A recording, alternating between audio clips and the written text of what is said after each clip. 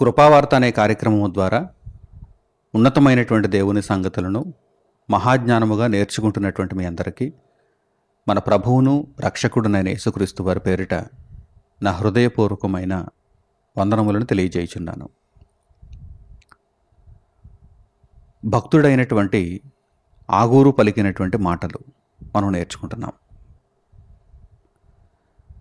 మొదటి భాగము నుండి కూడా ఆగూరు పలికినటువంటి చక్కని దేవోక్తులను పరిశుద్ధ గ్రంథము నుండి మనము ఆలోచనాత్మకముగా లోతైనటువంటి వివరణతో నేర్చుకుంటున్నాం. ఈ క్రమంలో ఈరోజు 7వ వాక్యానికి మనం వచ్చాం. సామెతలు గ్రంథము 30వ అధ్యాయము 7వ వాక్యం. పరిశుద్ధ గ్రంథం నుండి ముందుగా ఈ వాక్య భాగాన్ని మీరు చూడండి. సామెతలు గ్రంథము 30వ అధ్యాయము 7వ వాక్యం. దేవా, నేను నీతో 2 మనవులు చేసుకొనిచున్నాను. నేను చనిపోకముందు వాటిని నాకు అనుగ్రహింపుము. ఆగూరు దేవునికి మనవి చేస్తున్నాడు, దేవునికి ప్రార్థన చేస్తున్నాడు. ప్రార్థన చేస్తే ఏమంటున్నాడు? దేవా, నేను నీతో 2 మనవులు చేసుకొనిచున్నాను. 2 మనవులు చేసుకొనిచున్నాను. నేను చనిపోకముందు వాటిని నాకు అనుగ్రహింపుము. నేను చనిపోకముందు వాటిని నాకు అనుగ్రహింపుము. ఇక్కడ ఈ విషయాన్ని జాగ్రత్తగా మనము గమనించాలి. దేవునితో మనవి చేయుట, దేవునికి మనవి చేయుట. ఈరోజు మనుషులలో మనము అనేక మందిని చూస్తున్నాం. దేవునికి ఎలా మనవి చేయాలో తెలియదు. చాలామందికి దేవునికి ఎలా మనవి చేయాలో తెలియదు. దేవుడు ఎవరి మనవిని ఆలకిస్తాడు? ఎవరు మనవి చేస్తే దేవుడు చెవియొగ్గుతాడు? అందరి మనవులను దేవుడు ఆలకిస్తాడా? అందరి మనవులను దేవుడు అంగీకరిస్తాడా? అందరి మనవులను దేవుడు ఆమోదిస్తాడా? ఈరోజు ఈ పాఠ్యాంశంలో ఈ విషయాన్ని తెలుసుకోబోతున్నాం. జాగ్రత్తగా వినండి. దేవునికి ప్రార్థన చేస్తే జవాబు రావాలి అని మనుషులందరూ అనుకుంటున్నారు. కానీ ఎలా ప్రార్థన చేయాలి అనేటువంటి విషయం మనుషులకు తెలియదు. మనుషులు ఏమనుకుంటున్నారు? దేవునికి ప్రార్థన చేస్తే జవాబు రావాలి. జవాబు ఇవ్వని దేవునిదే తప్పు అనుకుంటున్నారు తప్ప జవాబు ఇచ్చేలా మన మనవి ఉండాలి అనేటువంటి విషయాన్ని మనుషులు తెలుసుకోలేకపోతున్నారు. ఇక్కడ ఈ విషయాన్ని ఆగూరు మనకు నేర్పిస్తున్నాడు. ఆగూరు పలికినటువంటి దేవోక్తులు, తన్ను తాను ఎంతగానో తగ్గించుకున్నటువంటి ఆగూరు పలుకుతున్నటువంటి దేవోక్తులు. ఈ సందర్భానికి వచ్చేసరికి దేవునికి చేసే మనవిని గూర్చి ఇక్కడ మనకు కనిపిస్తోంది. ఆగూరు ఎంతో వినయంతో దేవునికి మనవి చేస్తున్నాడు. తండ్రి, నేను నీకు 2 మనవులు చేసుకొనిచున్నాను. దేవా, నీకు నేను 2 మనవులు చేసుకొనిచున్నాను. నేను చనిపోకముందు వాటిని నాకు అనుగ్రహింపుము అంటున్నాడు. ఏమండి, ఈరోజు అనేక మంది దేవునికి మనవి చేయాలి, దేవుడు మా మనవిని ఆలకించాలి, మాకు జవాబునివ్వాలి అని ఆశిస్తున్నారు. కానీ దేవునికి మనవి చేసే ముందు తెలుసుకోవలసినటువంటి కొన్ని విషయాలు ఉన్నాయి. మనవి దగ్గరకు తర్వాత వెళదాం. కానీ మనవి చేయకముందు తెలుసుకోవలసినటువంటి జ్ఞానాంశములు కొన్ని ఉన్నాయి. అవి ఏమిటి? ఈ పాఠ్యాంశంలో మనం వాటిని నేర్చుకుందాం. దేవునికి మనవి చేయాలి అంటే మనలను మనం ముందుగా సిద్ధపరచుకోవాలి. కొన్ని విషయాలు మనకు అర్థం కావాలి. దేవునికి మనవి చేసే ముందు మన మనవిని దేవుని వాక్యానికి అనుకూలముగా మనం మార్చుకోవాలి. పరిశుద్ధ గ్రంథంలో విశేషమైనటువంటి జ్ఞానపు సంగతులు వ్రాయబడ్డాయి. దేవునికి మనవి చేయుటను గూర్చి ఎటువంటి మనవిని దేవుడు అంగీకరిస్తాడు, మనము ఏ విధముగా మనవి చేయాలి అనే విషయాన్ని ఇప్పుడు పరిశుద్ధ గ్రంథం నుండి మనం ఆలోచన చేద్దాం. జాగ్రత్తగా మీరు ఈ విషయాలను గమనించండి. యెషయా గ్రంథము 65వ అధ్యాయము 24వ వాక్యాన్ని మీరు చూడండి. యెషయా గ్రంథము 65వ అధ్యాయము 24వ వాక్యం. వారికి ఎలాగున జరుగును, వారు వేడుకొనక మునుపు నేను ఉత్తరమిచ్చెదను, వారు మనవి చేయుచుండగా నేను ఆలకించెదను. ఎవరు వీరు? ఇక్కడ ఎవరిని గూర్చి దేవుడు మాట్లాడుతున్నాడు? దేవునికిష్టులైన పిల్లలు, దేవుడు ఏర్పరుచుకున్నటువంటి తన కుమారులు, వారిని గూర్చి ఈ సందర్భాన్ని దేవుడు ఇక్కడ వ్రాయించాడు. ఏమని వ్రాయించాడో చూడండి. వారికి ఎలాగును జరుగును, వారికి ఎలాగును జరుగును. ఏ విధంగా? వారు వేడుకొనక మునుపు నేను ఉత్తరమిచ్చేదను. ఎంత గొప్ప భాగ్యమో చూడండి, ఎంత గొప్ప అవకాశమో చూడండి. వేడుకొనక మునుపే, ఇంకా వారు అడగరు నన్ను, వారు అడుగక మునుపే నేను వారికి ఉత్తరమిచ్చేదను. ఇదే విషయాన్ని యేసుక్రీస్తు ప్రభు వారు జ్ఞాపకం చేస్తారు కదా. యేసుక్రీస్తు ప్రభు శరీరధారిగా భూమి మీద నివసించినటువంటి దినములలో ఇదే విషయాన్ని జ్ఞాపకం చేస్తారు. మీ పరలోకపు తండ్రికి మీ అవసరతలు తెలుసు. మీకు కావలసిన వాటిని ఆయన మీరు అడగక మునిపే అనుగ్రహిస్తాడు. అయితే ఆ అవసరతలు ఏ విధంగా ఉండాలి? అవి కోరికల, లోక సంబంధమైనటువంటి భోగభాగ్యాలకు సంబంధించిన కోరికల, లేక దేవుని కొరకు మీరు బ్రతకడానికి అవసరతల? వీటిని జాగ్రత్తగా మనము బేరీజు వేసుకోవాలి. ముందుగా వీటిని పరీక్షించుకోవాలి. మనం అడిగేవేంటి? మన మనవి ఎలా ఉంటుంది? దేవుడు అంగీకరించదగే విధంగా ఉంటుందా? దేవుడు ఆమోదించదగే విధంగా ఉంటుందా? అలాగని దేవుడు అల్పమైన బలహీనమైన విషయాలను జరిగిస్తాడండి, నేను గొప్ప గొప్ప కోరికలను కోరుకుంటే జరిగించలేడు అని అనుకోకండి. ఆయన సర్వశక్తిమంతుడు, ఆయన సర్వశక్తిమంతుడు. లోకములో ఉన్న ప్రతిదానిని మీకు అనుగ్రహించగలడు. కానీ మీ భక్తి జీవితానికి ఎంత అవసరమో అంత ఇవ్వడం ఆయన మనస్సు, ఆయన ఆలోచన. అలాగే నీతిమంతులైన వారు, దేవునికి ఇష్టులైన పిల్లలు వేటిని కోరుకుంటారు? లోకమందు ఉన్నటువంటి సమస్తాన్ని కోరుకోరు.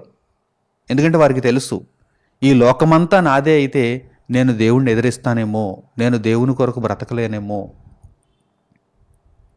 నాలో గర్వం పుడుతుందేమో. లోకమంతా ఎందుకు? లోకములో ఉన్న కొంచెము నాకు దేవుడు అనుగ్రహించిన నేను విస్తారమైనటువంటి ధనవంతురాలనై దేవుని విడిచిపెట్టేటువంటి ప్రమాదం ఉందేమో. కనుక భక్తి జీవితానికి అవసరమైన దానినే దేవుని కోరుకుంటాను అనేటువంటి మనస్సు ఎవరిలో ఉంటుంది? నీతిమంతుల్లో ఉంటుంది, దేవునికి ఇష్టులైన వారిలో ఉంటుంది.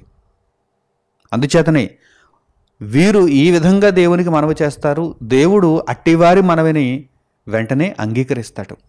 చూడండి, వారికి ఎలాగున జరుగును, వారు వేడుకొనక మునుపు నేను ఉత్తరమిచ్చేదను, వారు మనవి చేయుచుండగా నేను ఆలకించెదను. ఎవరి మనవిని దేవుడు ఆలకిస్తాడు అంటే దేవునికి ఇష్టులైనటువంటి వారి మనవిని దేవుడు ఆలకిస్తాడు. దేవుడు ఎవరినైతే ఏర్పరచుకున్నాడో, దేవుని భక్తి మార్గంలో ఎవరైతే కొనసాగుతున్నారో, దేవుని కొరకు ఎందరైతే ఆలోచిస్తున్నారో, ఒక న్యాయమైన కోరిక, ఒక ఉన్నతమైనటువంటి మనవిని ఎవరైతే దేవునికి చేస్తున్నారో అట్టివారి మనవులను గూర్చి దేవుడు ఇక్కడ తెలియజేస్తున్నాడు. ఇదిగో వారు మనవి చేయుచుండగా నేను ఆలకించెదను అని దేవుడు అంటున్నాడు. ఇట్టి విధంగా ఆగూరు మనవి చేస్తున్నాడు, ఇట్టి విధంగా ఆగూరు మనవి చేస్తున్నాడు. ఇట్టివారి జాబితాలో ఉండి ఆగూరు మనవి చేస్తున్నాడు. దేవా, నేను నీతో 2 మనవులు చేసుకుంటాను. నేను చనిపోకముందు నీవు వాటిని నాకు అనుగ్రహించు. చనిపోకముందు నీవు వాటిని అనుగ్రహించు అంటున్నాడండి. అంతే తప్ప ఇదిగో ఈరోజే, లేకపోతే రేపే, లేకపోతే ఇదిగో ఇన్ని దినములలోగా నీవు నాకు అనుగ్రహించు అని దేవుని దగ్గర కండిషన్ ఏం పెట్టడం లేదు. ఎందుకంటే దేవుడు సర్వశక్తిమంతుడు, సర్వోన్నతుడు అని అంగీకరించినవాడు ఆగూరు. కనుక నేను చనిపోకముందు నీవు వాటిని నాకు అనుగ్రహించు. ఎంత యుక్తమైన ప్రార్థన చూసారా? ఎంత న్యాయమైన మనవో చూసారా? మన దగ్గర ఇటువంటి మనవులు ఉంటున్నాయా? తండ్రి, నేను చనిపోకముందు నీవు నాకు ఇదిగో ఈ న్యాయమైనటువంటి మనవని అంగీకరించు తండ్రి, అనుగ్రహించు తండ్రి అని అడుగగలిగేవారు ఉన్నారా? ఆగమేఘాల మీద అన్నీ జరిగిపోవాలని కోరుకుంటారు మనుషులు. ఆగమేఘాల మీద నీకు ఏది ఎప్పుడు అవసరమో తండ్రి అయిన దేవునికి తెలుసు. కనుక న్యాయమైన ప్రవర్తనను కాపాడుకో, నీతి మార్గంలో నడుచుకో, నీ మనవిని దేవుడు అంగీకరించేటట్టుగా నీవు దేవుని దగ్గర మసలుకో. ఇది ముఖ్యమైనటువంటి సూత్రం. దేవునికి మనవి చేసే ముందు ఈ విషయాలను మనుషులు తెలుసుకోవాలి. ఈ విధంగా మనుషులు సిద్ధపరచబడాలి. అలాగే పరిశుద్ధ గ్రంథంలో మరొక అద్భుతమైనటువంటి వాక్య భాగాన్ని మీకు పరిచయం చేస్తాను. యోహాను గారు వ్రాసినటువంటి మొదటి పత్రిక 5వ అధ్యాయము 13వ వాక్యం నుండి మీరు చూడండి. యోహాను గారు వ్రాసినటువంటి మొదటి పత్రిక 5వ అధ్యాయము 13వ వాక్యం నుండి, దేవుని కుమారుని నామమందు విశ్వాసముంచు మీరు నిత్య జీవము గలవారని తెలుసుకున్నట్లు నేను ఈ సంగతులను మీకు వ్రాయిచున్నాను. మీరు దేవుని కుమారుని నామమందు విశ్వాసం ఉంచుచున్నారు, యేసుక్రీస్తునందు మీరు విశ్వాసం ఉంచుచున్నారు, కనుక మీరు నిత్య జీవము కలిగిన వారు. ప్రభువునందు విశ్వాసం ఉంచుట చేత మనకు అనుగ్రహింపబడినటువంటి గొప్ప భాగ్యం ఏంటి? లోకంలో మిగిలినటువంటి విశ్వాసాలలో మిగిలినటువంటి భక్తులను అడిగితే, నేను దేవుణ్ణి నమ్ముకున్నందుకు ఇదిగో ఈ హోదాలో ఉన్నాను, లేకపోతే ఈ ఆధిపత్యాన్ని నేను కలిగి ఉన్నాను, ఎంత విస్తారమైనటువంటి ఆస్తిని నేను సంపాదించుకున్నానని చెబుతారేమో. కానీ మనమైతే యేసుక్రీస్తు ప్రభువునందు విశ్వాసం ఉంచినందుకు నిత్య జీవమును సంపాదించుకుంటున్నాను అని మనం చెప్పగలగాలి. చూడండి, వ్రాయబడిన మాటలు చూడండి. దేవుని కుమారుని నామమందు విశ్వాసముంచు మీరు నిత్య జీవము గలవారని తెలుసుకున్నట్లు నేను ఈ సంగతులను మీకు రాయిచున్నాను. తర్వాత, ఆయనను బట్టి మనకు కలిగిన ధైర్యం ఏదనగా ఆయన చిత్తానుసారముగా మనమేది అడిగినను ఆయన మన మనవి ఆలకించుననున్నదియే. దేవుడు మన మనవి ఆలకించాలంటే ఏం చేయాలి? ఎలా ఉండాలి? మనము ఆయన చిత్తానుసారముగా అడగాలి. ఆయన చిత్తానుసారముగా అడగాలి. తండ్రి నీ చిత్తం అయితే, ఒకవేళ ఆయన చిత్తం ఏమిటో మనకు తెలియలేదనుకోండి, తండ్రి నీ చిత్తం అయితే ఇదిగో నాయన నీ ముందు ఈ మనవిని ఉంచుతున్నాను, ఆ మనవిని నాకు అనుగ్రహించు తండ్రి. చూసారా? యుక్తమైన ప్రార్థన, న్యాయమైన మనవి. ఆగూరు 2 మనవులు చేసుకుంటున్నాడు. దేవునికి యుక్తమైనటువంటి మనవులు చేసుకుంటున్నాడు, దేవుని చిత్తానుసారముగా మనవులు చేసుకుంటున్నాడు. అందుచేతనే పరిశుద్ధ గ్రంథంలో వ్రాయబడ్డాయి ఆ మనవులు. ఇదిగో మీరు కూడా దేవునికి మనవి చేయాలనుకుంటే ఈ విధంగా మనవి చేయండి అని మనకు జ్ఞానము తెలుపబడింది. జాగ్రత్తగా మీరు గమనించాలి. ఇక్కడ యోహాను గారు తెలియజేస్తున్నారు చూడండి, ఆయనను బట్టి మనకు కలిగిన ధైర్యం ఏదనగా నా మనవిని దేవుడు అంగీకరిస్తాడు అని ఎప్పుడు మనము ధైర్యంగా చెప్పగలం? ఆయన చిత్తానుసారముగా మన మనవి ఉన్నప్పుడు. ఈ విషయాన్ని మర్చిపోవద్దు మీరు. ఈ విషయాన్ని మీరు మర్చిపోవద్దు. ఆయన చిత్తానుసారముగా మీరు ఏది అడిగినా సరే ఆయన వలన మీకు అనుగ్రహింపబడుతుంది. మీరు ఆయన మార్గంలో నడుచుకుంటున్నప్పుడు, ఆయన చిత్తానుసారంగా మీరు ఏది అడిగినా సరే. చూడండి, ఆయనను బట్టి మనకు కలిగిన ధైర్యం ఏదనగా ఆయన చిత్తానుసారముగా మనం ఏది అడిగినను ఆయన మన మనవి ఆలకించుననున్నదియే. మనమేమి అడిగినను ఆయన మన మనవి ఆలకించునని మనం ఎరిగిన ఎడల మనం ఆయనను వేడుకొనినవి మనకు కలిగినవని ఎరుగుదము. ఆయన చిత్తానుసారముగా మీరు మనవిని చేయండి. అది ఎంతటిదైనా సరే, ఆయన పని నిమిత్తము, ఆయన కొరకు బ్రతుకు నిమిత్తము, ఆయన సేవలో మీరు అడిగే మనవి ఎంతటిదైనా సరే అది మీకు అనుగ్రహింపబడుతుంది. మనము వేడుకొనినవి మనకు కలిగినవని ఎరుగుదము అని ఇక్కడ యోహాను గారు తెలియజేస్తున్నారు. నా ప్రియులైన సహోదరి సహోదరులారా, ఈ విషయాన్ని జాగ్రత్తగా గమనించండి. దేవుడు ఉన్నతమైనటువంటి జ్ఞానాన్ని మనకు అనుగ్రహిస్తున్నాడు. మీరు నాకు మనవి చేస్తున్నప్పుడు, మనవి చేయబోవునప్పుడు ఇదిగో ఈ విషయాలను గుర్తుంచుకోండి. మీరు నా చిత్తానుసారముగా బ్రతుకుతున్నారా? నాకు ఇష్టలైన వారిగా మీరు ఉంటున్నారా? నా కొరకు మీరు ఆలోచన చేస్తున్నారా? నా చిత్తానుసారముగా మీరు చేసే మనవి ఉంటుందా? అయితే అడగండి. మీరు అడుగుతున్నప్పుడే నేను వాటిని మీకు అనుగ్రహించేస్తాను, అడగక మునుపే వాటిని మీకు అనుగ్రహిస్తాను అని దేవుడు తెలియజేస్తున్నాడు. కనుక ఉన్నతమైనటువంటి ఈ జ్ఞానాంశములను మన హృదయంలో మనము స్థిరపరచుకోవాలి. ఆయనకిష్టులుగా ఎందరైతే ఉంటారో, ఆయన చిత్తమును ఎందరైతే నెరవేరుస్తారో వారి మనవిని దేవుడు తప్పనిసరిగా ఆలకిస్తాడు. అట్టివారి మనవి దేవుని సన్నిధికి చేరుతుంది. ఇక్కడ మీకు ఒక మంచి ఉదాహరణ చూపించాలనుకుంటున్నాను. మొట్టమొదట పాత నిబంధనలో ఒక ఉదాహరణను మీకు చూపిస్తాను. ఆ తర్వాత క్రొత్త నిబంధనలో మన ప్రభువైన యేసుక్రీస్తు దేవునికి ఎప్పుడు మనవి చేసినా కానీ ఆ మనవిని దేవుడు అంగీకరిస్తాడనేటువంటి విషయాన్ని మీకు తెలియజేస్తాను. ముందుగా పాత నిబంధన గ్రంథానికి వెళదాం. పాత నిబంధన గ్రంథంలో ఒక భక్తుడు దేవునికి మనవి చేశాడు. ఆ మనవిని దేవుడు అంగీకరించాడు. ఆ ఉదాహరణ మనం చూస్తే ఇంకా పాఠం మనకు బాగా అర్థమవుతుంది.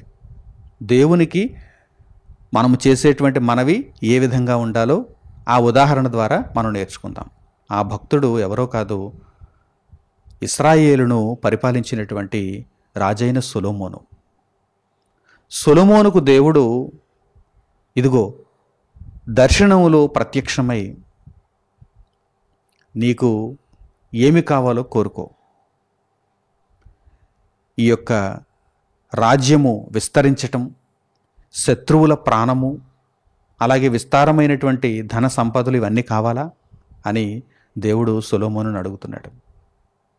సొలొమోనుకు దేవుడు ఒక అభయం ఇచ్చాడు. ఇదిగో నీవు కోరుకో. నీ తండ్రి అయినటువంటి దావీదు చూపిన భక్తిని బట్టి, ఆ భక్తిలో నీ ఉండుటను బట్టి ఇదిగో నీవు కోరుకున్నటువంటి కోరికను అనుగ్రహిస్తాను అని సొలొమోనునకు దేవుడు ఒక అభయం ఇచ్చాడు. ఇప్పుడు సొలొమోను ఏం కోరుకున్నాడు? దేవుడు ఏమి కావాలి నీకు? శత్రువుల ప్రాణం కావాలా, లేక విస్తారమైనటువంటి ధన సంపదలు కావాలా, ఏం కావాలి నీకు అని అడుగుతున్నప్పుడు సొలొమోను ఏ విధముగా దేవునికి మనవి చేశాడో చూద్దాం. ఆ మనవి దైవ చిత్తానుసారముగా ఉన్నదో లేదో చూద్దాం. ఆ మనవిని దేవుడు అనుగ్రహించాడో లేదో చూద్దాం. జాగ్రత్తగా ఈ ఉదాహరణను ముందుగా మీరు గమనించండి. రాజులు మొదటి గ్రంథము 3వ అధ్యాయము 5వ వాక్యం నుండి మీరు చూడండి. రాజులు మొదటి గ్రంథము 3వ అధ్యాయము 5వ వాక్యం నుండి. గిబియోనులో యెహోవా రాత్రివేళ స్వప్నమందు సొలొమోనునకు ప్రత్యక్షమై, నేను నీకు దేనినిచ్చుట నీకిష్టమో దానిని అడుగుమని దేవుడు అతనితో సెలవీయగా, నేను నీకు దేనినిచ్చుట నీకు అనుకూలము, నీవు చెప్పు, దానిని నీకు అనుగ్రహిస్తాను అని దేవుడు అతనితో సెలవీయగా, సొలొమోను ఈలాగు మనవి చేశాను. ఏమడుగుతున్నాడు చూడండి. నీ దాసుడును నా తండ్రియునైన దావీదు నీ దృష్టికి అనుకూలముగా సత్యమును నీతిని అనుసరించి యథార్థమైన మనస్సు గలవాడై ప్రవర్తించెను గనుక నీవు అతని ఎడల పరిపూర్ణ కటాక్ష మగుపరిచి ఈ దినమునున్నట్లుగా అతని సింహాసనము మీద అతని కుమారుని కూర్చుండబెట్టి అతని యందు మహాకృపను చూపియున్నావు. ముందుగా సొలొమోను ఏమంటున్నాడంటే, తండ్రి, ఇప్పటి వరకు నీవు నాకు అనుగ్రహించినదే ఎంతో గొప్పది.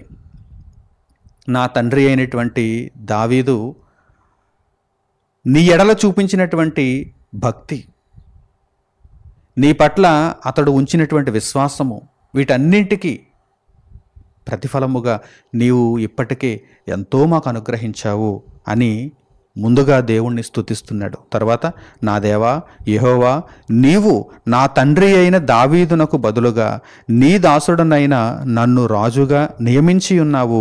అయితే నేను బాలుడను, కార్యములు జరుపుటకు నాకు బుద్ధి చాలదు. నీ దాసుడనైన నేను నీవు కోరుకొనిన జనుల మధ్య ఉన్నాను. వారు విస్తరించి ఉన్నందున వారిని లెక్కపెట్టుటయు వారి విశాల దేశమును తనకి చేయుటయు అసాధ్యము.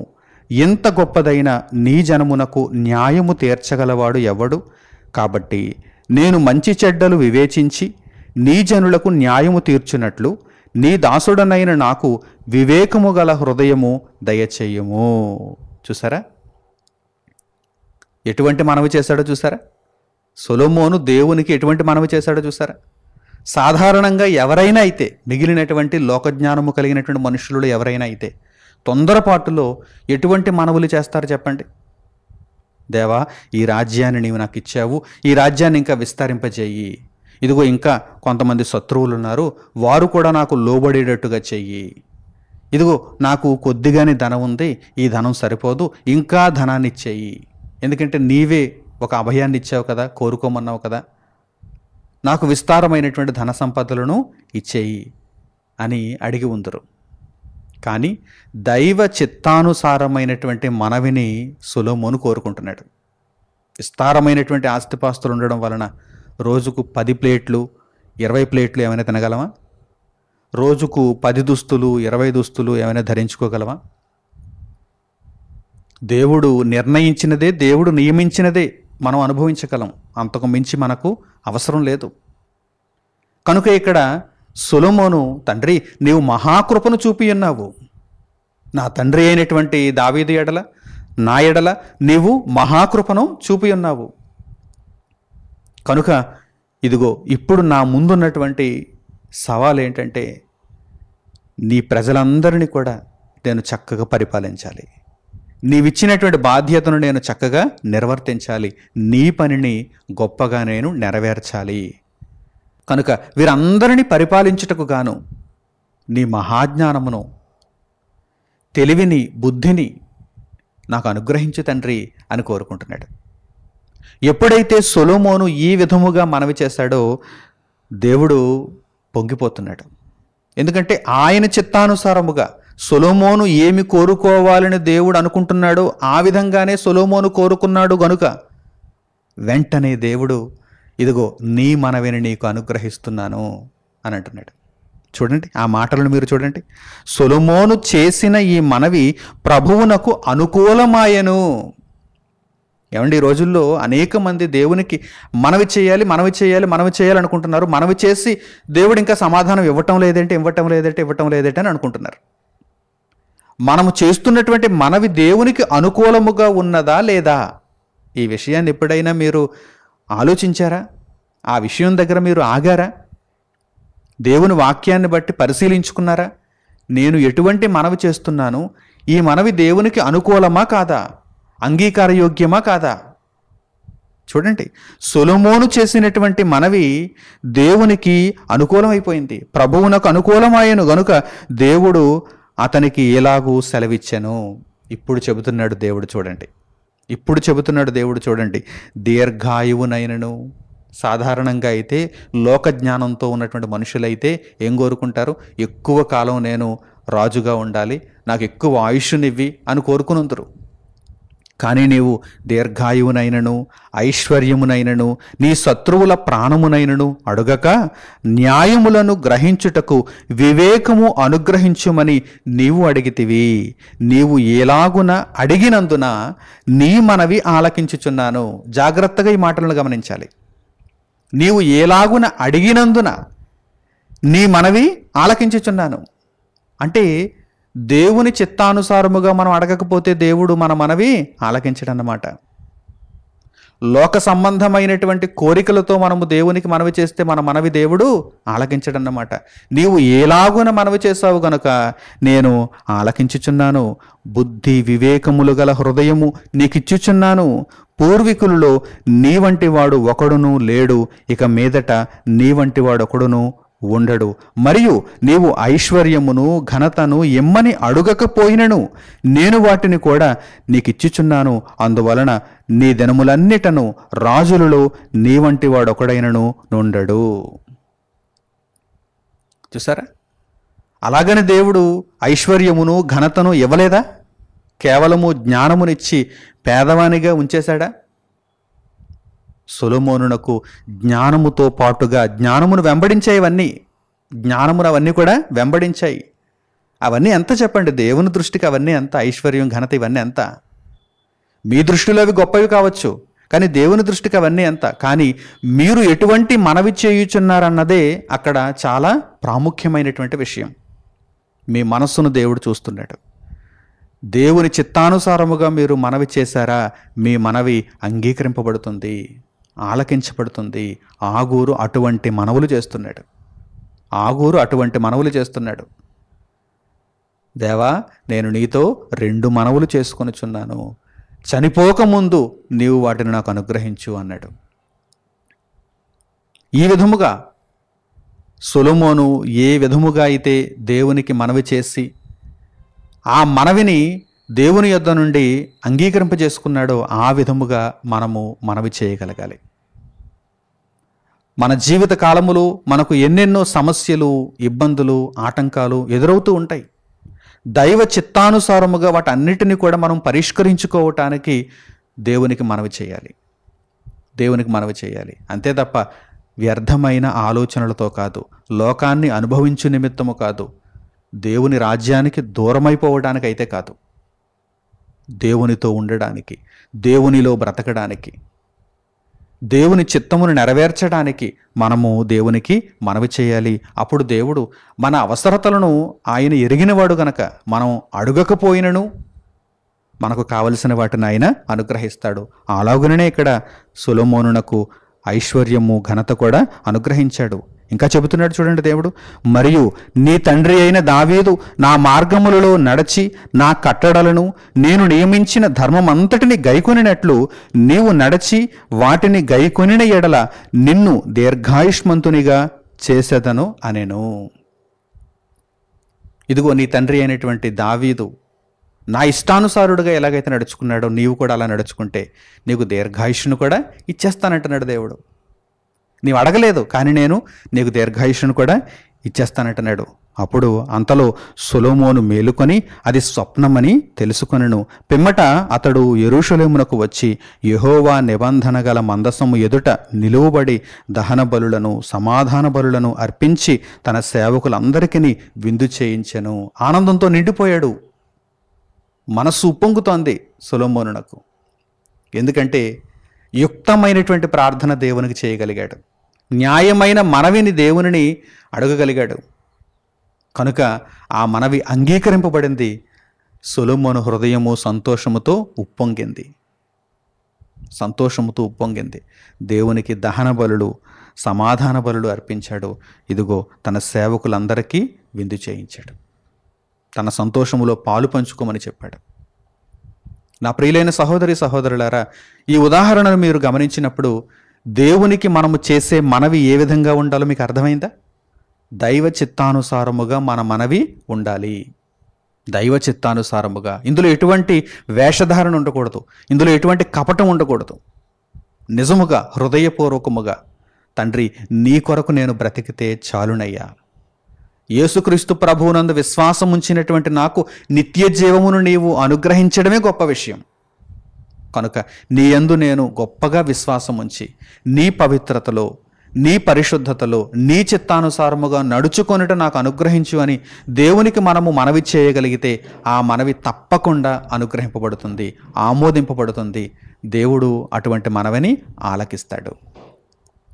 ఇక క్రొత్త నిబంధనకు వచ్చేసరికి యేసుక్రీస్తు ప్రభువు శరీరధారిగా ఉన్నటువంటి దినములలో ఆయన దేవునికి ప్రార్థనలు, విజ్ఞాపనలు చేశాడు, యాచనలు చేశాడు, దేవునికి మనవి చేశాడు. యేసుక్రీస్తు ప్రభువు విషయానికి వచ్చేసరికి అయితే యేసుక్రీస్తు ప్రభువు ఎప్పుడు మనవి చేసినా సరే ఆ మనవిని దేవుడు ఆలకించేవాడు. ఎప్పుడు మనవి చేసినా సరే. ఎందుకంటే యేసుక్రీస్తు ప్రభువు అనునిత్యము దేవుని యొక్క ఇష్టమును నెరవేర్చేవాడు, దేవుని చిత్తమును పూర్తి చేసేవాడు. కనుక పరిశుద్ధ గ్రంథంలో మనకి ఇంకెవ్వరూ అటువంటి వారు కనిపించరు. ఏ సందర్భంలోనైనా సరే, ఏ కాలమందైనా సరే, ఏ విషయమందైనా సరే ప్రభువు చేసేటువంటి మనవిని తండ్రి అనే దేవుడు ఆలకిస్తాడు. ఎందుకు అనగానే ఆయన అనగా యేసుక్రీస్తు ప్రభువు తండ్రి చిత్తమును నెరవేర్చేవాడు. ఏదో కొద్ది కాలం భక్తిలో ఉండి ఆ తర్వాత భక్తిహీనతలోనికి వెళ్ళిపోయేటువంటి పరిస్థితి ఆయనలో ఉండదు కదా. కనుక నిరంతరము యేసుక్రీస్తు ప్రభువు యొక్క మనవిని తండ్రి అయిన దేవుడు ఆలకిస్తున్నాడు. చూడండి ఆ గొప్ప మాటలను ఇప్పుడు మీరు జాగ్రత్తగా చూడండి. యోహాను సువార్త 11వ అధ్యాయము 42వ వాక్యాన్ని మీరు పరిశీలించండి. యోహాను సువార్త 11వ అధ్యాయము 42వ వాక్యం. నీవు ఎల్లప్పుడూ నా మనవి వినుచున్నావని నేనెరుగుదును. యేసుక్రీస్తు ప్రభువు వారు తండ్రి అయిన దేవునికి ప్రార్థన చేస్తూ ఏమంటున్నారు చూడండి, నీవు ఎల్లప్పుడూను. ఏమండి, ఎంత గొప్ప భక్తి జీవితం చూసారా? యేసుక్రీస్తు ప్రభువు వారు భూమి మీద శరీరధారిగా ఉన్నటువంటి దినములు మనకు ఎంత గొప్ప ఆదర్శంగా కనిపిస్తున్నాయి చూసారా? నీవు ఎల్లప్పుడూను నా మనవి వినుచున్నావని నేను ఎరుగుదును, గాని నీవు నన్ను పంపితివని చుట్టూ నిలిచియున్న ఈ జనసమూహము నమ్మునట్లు వారి నిమిత్తమై ఈ మాట చెప్పితినెను. ఇదిగో వీరందరూ విశ్వసించాలని ఈ మాట చెప్పాను తండ్రి, కానీ నీవు ఎల్లప్పుడూ కూడా నా మనవిని ఆలకిస్తావు, అంగీకరిస్తావు. ఎందుచేత అనగానే యేసుక్రీస్తు ప్రభువు దేవుని చిత్తానుసారముగా నడుచుకునేటువంటి దేవుని కుమారుడు. ఏమాత్రము కూడా కుడికి గాని ఎడమకు గాని తొలగిపోడాయన. దేవుని మాటలనే ఆయన మార్గముగా కలిగిన వాడు. ఆయనే మనకు ఒక మార్గముగా కనిపిస్తున్నవాడు. కనుక నా ప్రియులైనటువంటి సహోదరి సహోదరులారా, ఈ విషయాలను మనము గమనిస్తున్నప్పుడు తప్పనిసరిగా దేవుని చిత్తానుసారముగా మనం నడుచుకోవాలని, దేవుని చిత్తమును ఎరిగి మనము మనవి చేయాలని మనము అర్థం చేసుకోవాలి. అటువంటి మనవులు అంగీకరింపబడతాయని మనము ప్రాథమికంగా తెలుసుకోవాలి. ఈ విధంగా మనలను మనమే సిద్ధపరుచుకున్న తర్వాత దేవునికి మనవి చేయాలి. అంతే తప్ప ఏదో ఆవేశంలో, ఏదో కోరిక, ఏదో అవసరత, ఏదో కష్టం మనకు ఉన్నదని చెప్పి, తండ్రి నాకు ఇదిగో ఈ కోరిక ఉంది, ఈ కష్టం ఉంది, నాకు తీర్చే తండ్రి అని అడగడం కాదు. ముందుగా మనం ఆలోచించాలి, తండ్రిని నేనేం అడుగుతున్నాను, నా మనవి ఏమిటి, నా మనవి తండ్రి చిత్తానుసారముగా ఉన్నదా, నా భక్తి జీవితాన్ని ముందుకు నడిపించేదిగా ఉన్నదా? దేవా, నీ చిత్తమైతే ఇదిగో నా మనవిని ఆలకించు తండ్రి, నా మనవిని అంగీకరించు తండ్రి అని మనము దేవునికి ప్రార్థన చేయగలగాలి. అటువంటప్పుడు ఆయన చిత్తానుసారముగా మనం నడుచుకుంటున్నప్పుడు, ఆయనకి ఇష్టలుగా మనం బ్రతుకుతున్నప్పుడు, అప్పుడు దేవుడు మన మనవిని ఆలకిస్తాడు. లేదంటే ఆయన ఆలకించడు. ఆయన చిత్తానుసారముగా మనం అడగనప్పుడు, ఆయన చిత్తమునకు వ్యతిరేకంగా మనం ప్రవర్తిస్తూ దేవునికి మన కోరికను విన్నవిస్తున్నప్పుడు దేవుడు ఎందుకు ఆలకించాలి? ఆ విషయాన్ని పరిశుద్ధ గ్రంథంలో ఇప్పుడు మనం చూద్దాం. దేవుడు పాపాత్ముల యొక్క మనవిని ఆలకిస్తాడా, అంగీకరిస్తాడా? ఇప్పుడు మనం చూద్దాం.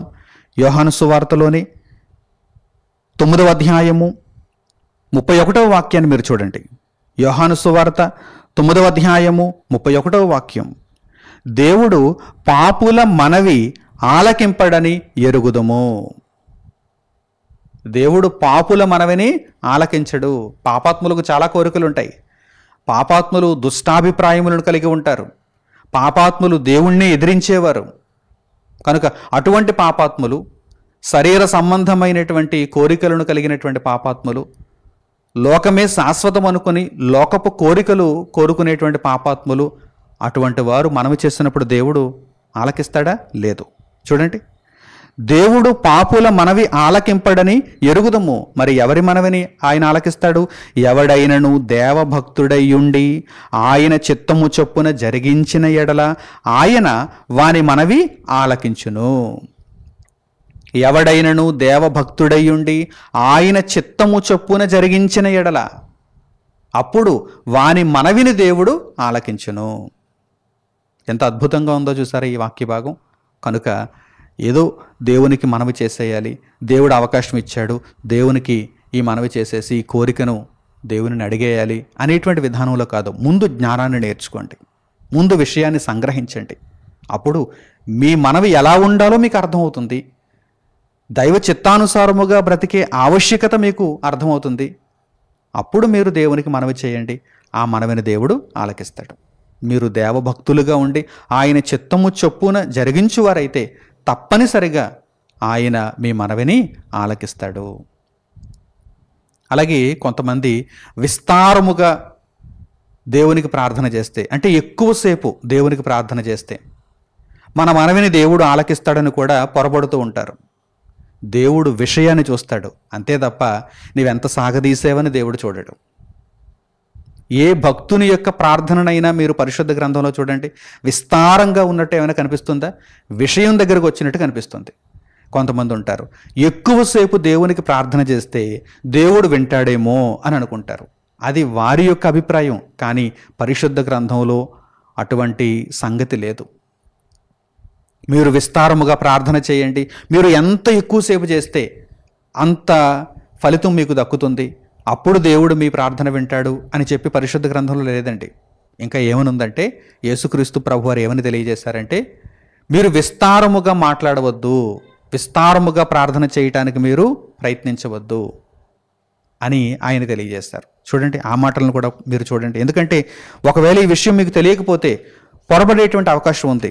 రాత్రంతా నేను ఇక ప్రార్థనలోనే ఉండాలి, రాత్రంతా నేను ప్రార్థన చేస్తే దేవుడు నా ప్రార్థన వింటాడు అనేటువంటి అపోహ కూడా ఒకవేళ కొందరిలో ఉండొచ్చు.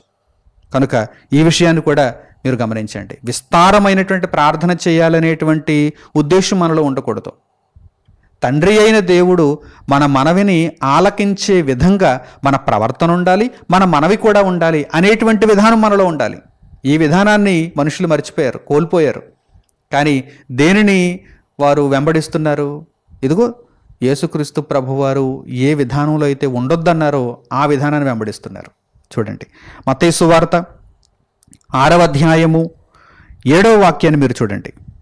మత్తయి సువార్త 6వ అధ్యాయము 7వ వాక్యం నుండి, మరియు మీరు ప్రార్థన చేయునప్పుడు అన్యజనుల వలె వ్యర్థమైన మాటలు వచింపవద్దు, విస్తరించి మాటలాడుట వలన తమ మనవి వినబడునని వారు తలంచుచున్నారు, మీరు వారి వలె ఉండకుడి. అన్యజనులైతే, దేవుని నెరుగని వారైతే, భక్తిహీనులైతే విస్తరించి వ్యర్థమైన మాటలన్నీ కూడా మాట్లాడతారు.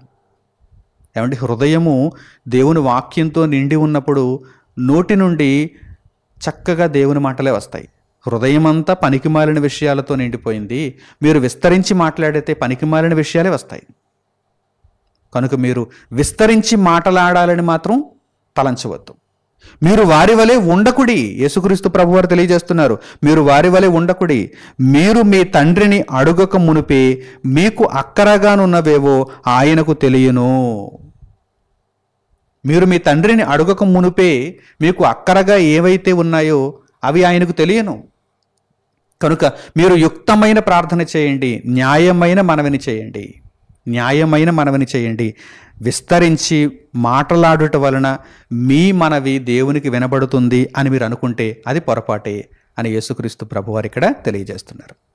కనుక నా ప్రియులైనటువంటి సహోదరులారా, ఈ విషయాలన్నింటినీ మీ హృదయంలో భద్రపరుచుకోండి.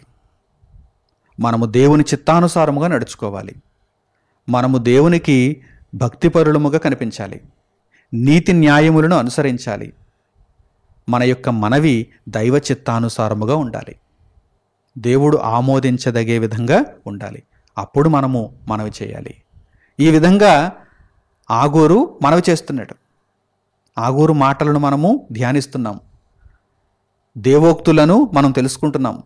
ఆగూరు దేవునికి మనవి చేస్తున్నాడు, ఇదిగో తండ్రి, నేను నీకు 2 మనవులు చేసుకొనుచున్నాను, నేను చనిపోకముందు నీవు వాటిని నాకు అనుగ్రహించు. దేవభక్తుడై ఉండి, దేవునికి ఇష్టడుగా ఉండి, దేవుని మార్గంలో నడుచుకుంటూ దేవుడు ఆమోదించేటువంటి విషయాలనే ఇదిగో ఆగూరు అడుగుతున్నాడు. ఇంతకీ ఆగూరు ఎటువంటి మనవులు చేసుకొనుచున్నాడో ఆ మనవులు ఏమిటో వచ్చే భాగంలో మనం తెలుసుకుందాం.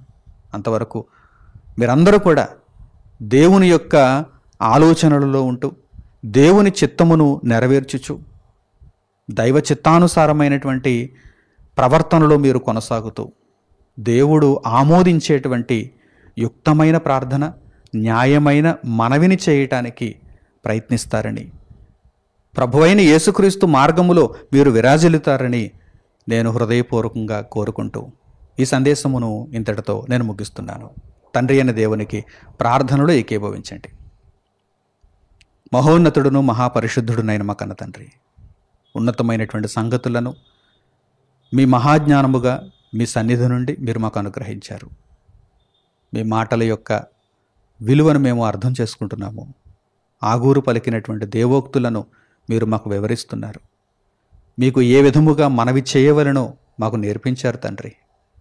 నాయన, అన్యజనుల వలె మేము ఉండిపోకుండా మీ భక్తులుగా మేము మా జీవితకాలం అంతయు కొనసాగగలుగుటకు మీరు మాకు అనుగ్రహించిన ఈ గొప్పదైనటువంటి కృప నిమిత్తము మీకు స్తుతులు స్తోత్రములు తండ్రి. నాయన, న్యాయమైనటువంటి మనవిని మీకు చేయగలుగులాగున, యుక్తమైనటువంటి ప్రార్థనను మీకు చేయగలుగులాగున మమ్మను దీవించండి తండ్రి. లోక సంబంధమైనటువంటి ఏ కోరికను మేము కలిగి ఉండకుండా పరలోక సంబంధమైనటువంటి విషయముల మీద దృష్టి ఉంచుతూ మా భక్తి జీవితాన్ని పరిశుద్ధముగా, నిర్దోషముగా క్రీస్తు యేసు ప్రభువులో ముందుకు నడిపించుకొనగలుగుటకు మమ్మల్ని అందరినీ ఆశీర్వదించమని, మా అక్కరలన్నీ, మా అవసరతలన్నీ ఎరిగినటువంటి మీరు సకాలములో మీరు వాటిని మాకు అనుగ్రహించుదురు గనుక తండ్రి, మిమ్మును స్తుతించే బ్రతుకు, మిమ్మును ఘనపరిచే జీవితం మా అందరికీ దయచేయమని మిమ్మును వేడుకుంటూ మా ప్రార్థన మనవులన్నింటినీ మా ప్రభువును మా రక్షకుడునైన యేసుక్రీస్తు వారి పేరిట మిమ్మును వేడుకొనుచున్నాము తండ్రి. ఆమెన్. అందరికీ వందనములు. సెలవు.